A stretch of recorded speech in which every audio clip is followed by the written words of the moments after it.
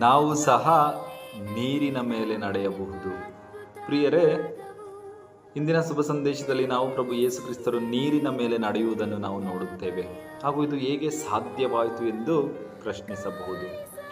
ವೈಜ್ಞಾನಿಕವಾಗಿ ಇದನ್ನು ಸಾಮಾನ್ಯ ಮಾನವ ಸಾಮರ್ಥ್ಯವೆಂದು ವಿವರಿಸಲು ಸಾಧ್ಯವಿಲ್ಲ.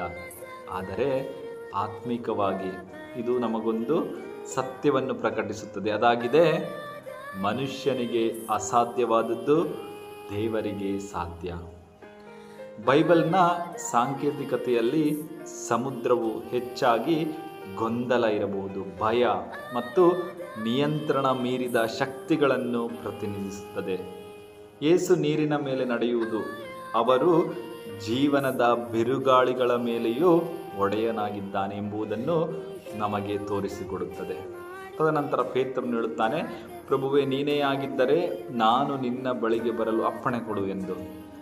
ಪ್ರಭು ಯೇಸು ಕ್ರಿಸ್ತರು ಸರಳವಾಗಿ ಬಾ ಎನ್ನುತ್ತಾರೆ. ಮತ್ತು ಪೇತ್ರನು ನಿಜವಾಗಿಯೂ ನೀರಿನ ಮೇಲೆ ಸ್ವಲ್ಪ ದಾರಿ ನಡೆಯುತ್ತಾನೆ. ಆದರೆ ತದನಂತರ ಆತನು ಮುಳುಗಲು ಪ್ರಾರಂಭಿಸುತ್ತಾನೆ. ಕಾರಣ ನೀರು ಅಥವಾ ಬಿರುಗಾಳಿ ಬಂತು ಎಂದಲ್ಲ, ಬದಲಾಗಿ ಪೇತ್ರನು ತನ್ನ ಗಮನವನ್ನು ಬದಲಾಯಿಸಿದನು. ಮೊದಲು ಅವನ ಕಣ್ಣುಗಳು, ಆತನ ಗಮನ ಯೇಸುವಿನ ಮೇಲಿದ್ದವು. ನಂತರ ಅವನ ಕಣ್ಣುಗಳು, ಅವನ ಗಮನವು ಆ ಒಂದು ಬಿರುಗಾಳಿಯ ಕಡೆಗೆ, ಗೊಂದಲದ ಕಡೆಗೆ ಸರಿದವು.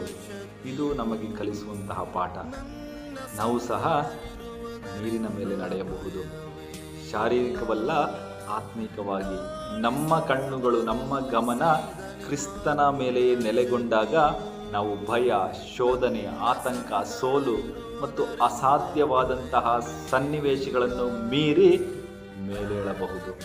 ನಾವು ನಮ್ಮ ಸಮಸ್ಯೆಗಳನ್ನು ಮಾತ್ರ ಒಂದು ನೋಡುವ ಕ್ಷಣದಲ್ಲಿ ಅದರ ಮೇಲೆ ನಮ್ಮ ಗಮನವನ್ನು ಹರಿಸಿದಾಗ ನಾವು ಮುಳುಗಲು ಪ್ರಾರಂಭಿಸುತ್ತೇವೆ. ಆದ್ದರಿಂದ ಇಂದು ನೆನಪಿನಲ್ಲಿಡುವನ, ಬಿರುಗಾಳಿಯ ಮೇಲೆ ಗಮನ ಹರಿಸಲು ಬೇಡ, ಪ್ರಭುವಿನ ಮೇಲೆ ಗಮನ ಹರಿಸೋಣ. ಅಲೆಗಳನ್ನು ಅಳೆಯಬೇಡಿ, ಬಾ ಎಂದು ಕರೆದ ಪ್ರಭು ಯೇಸು ಕ್ರಿಸ್ತರ ಮಾತನ್ನು ನಂಬಿ.